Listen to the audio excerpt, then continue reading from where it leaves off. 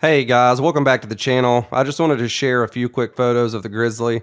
I got her all cleaned up and she is fixing to go to the guy who is going to put on the HMF Full System Exhaust, Uni Air Filter, and HMF Fuel Programmer. And now for the walk around.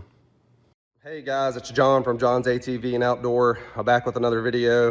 Today's the day. I'm going to be dropping this thing off. I'm going to flip the camera around now. So I got her cleaned up. She looks great. And this is gonna be the last video before this exhaust is put on, new exhaust. So I got an HMF Titan series with the quiet core. It's gonna go right there. I got the fuel programmer and the Uni air filter. So it's a full system exhaust that's gonna go on this 2020 Grizzly 700. I just got these tires put on a couple weeks ago. I'm loving them so far. I can't wait to get that review to y'all. So the next time y'all see this, I will have an aftermarket full system exhaust for the first time.